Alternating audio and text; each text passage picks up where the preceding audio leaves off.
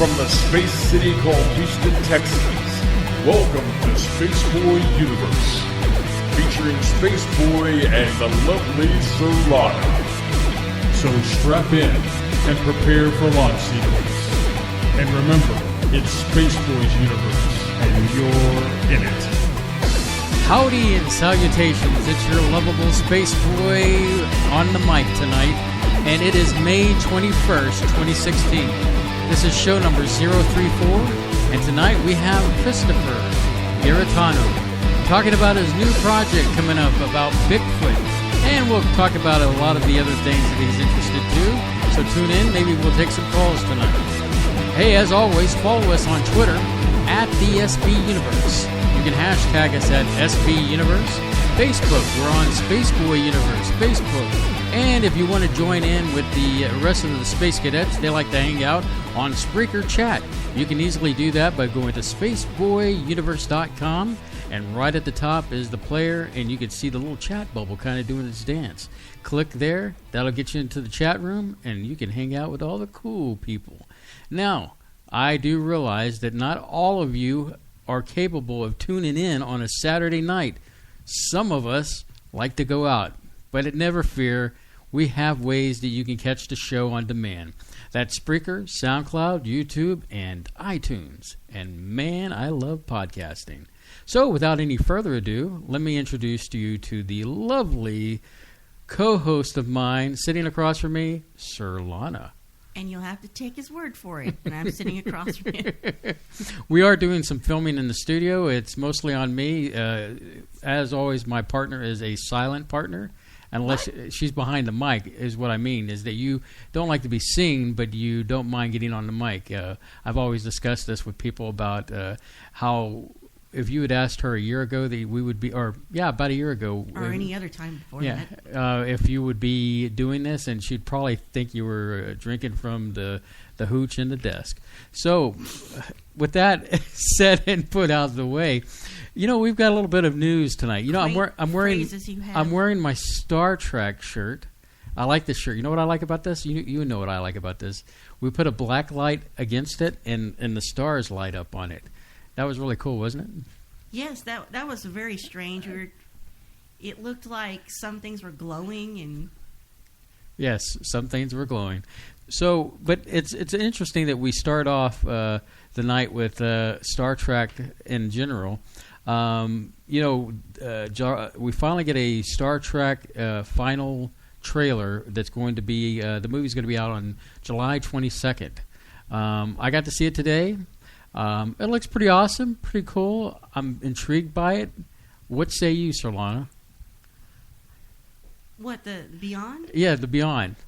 Well, I don't really care about that. Well, I know that one thing is that you're not really crazy about the Spock and Uhura love thing going on. It's the whole thing. It's basically it's fan fiction made into a film. Yeah, I guess to some degree. I guess it's we're going to talk a little bit later about movies being readjusted for modern times here in just a minute.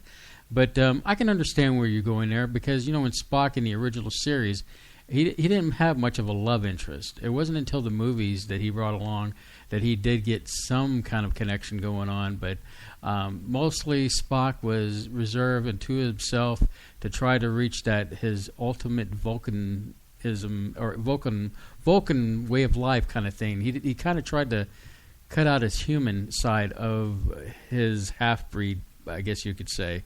But it's the only thing I like is Simon Pegg. Well, I like Simon Pegg and too. And now, from what I've heard, he's had his hands all in this one, and Pegg is a fan. Mm-hmm. He cares about Trek, so maybe it's in good hands with him. Well, we can only wait and see because the movie started off with one writer, and then finally Simon Pegg got involved, and it's probably a good thing he did. Now, it's interesting we bring up the movie, and because I guess Justin Lin, who's in this particular movie helping behind the scenes, Recently, the other day, let me backtrack. You know about the issue with Axanar, right? Yes. And how CBS is suing the fan-made film Axanar. Did that ever get released to be seen? The only thing that's been released has been that preview clip. Okay.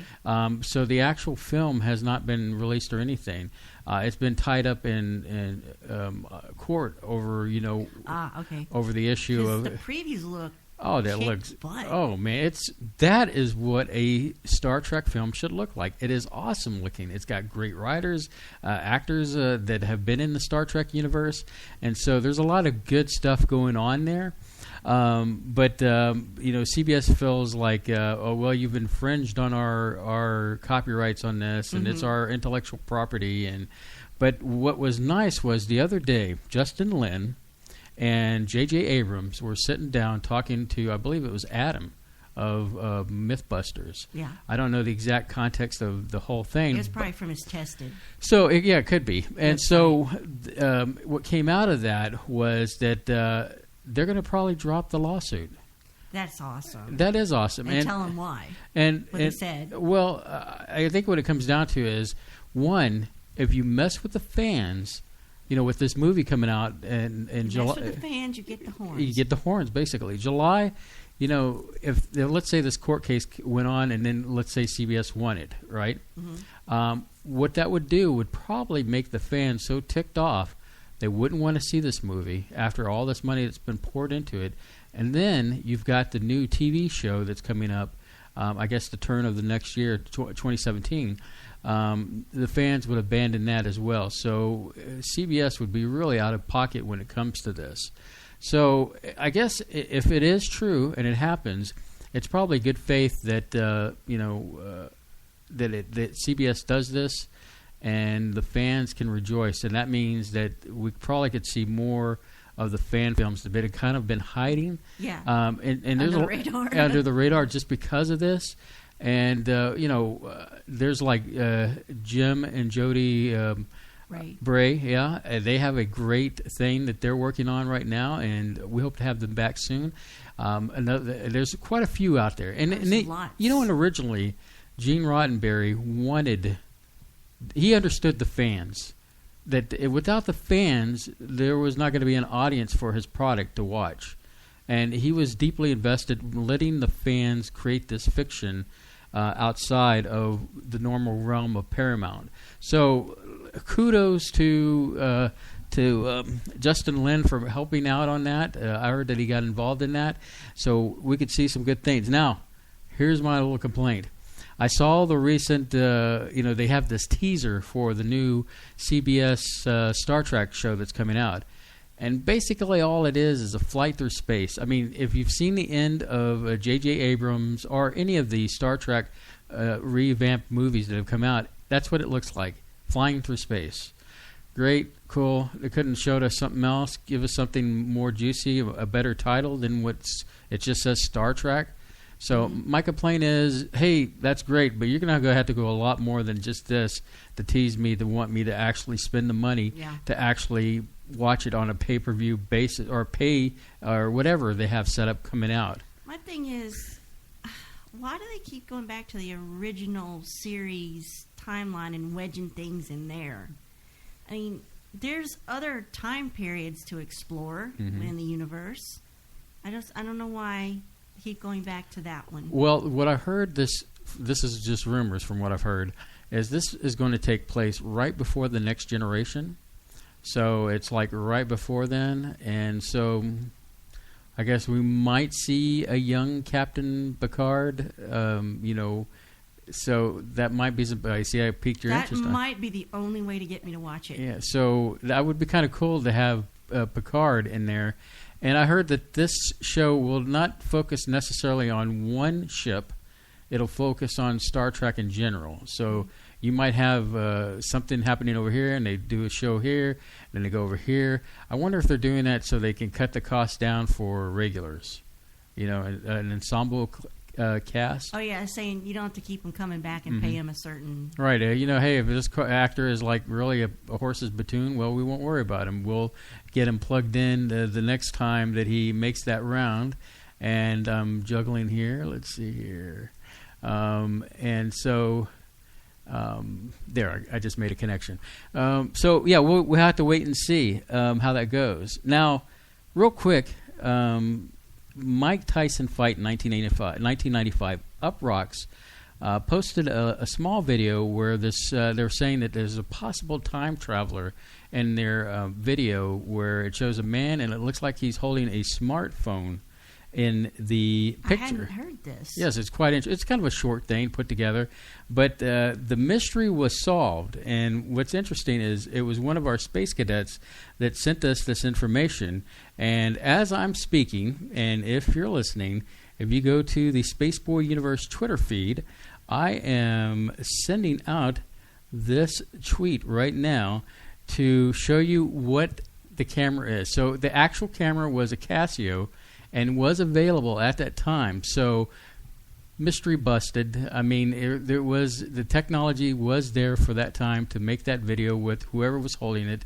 So sorry, Charlie. There is the evidence right there, and we appreciate Space Cadet Bob letting us know about this 1995 Casio QV-100.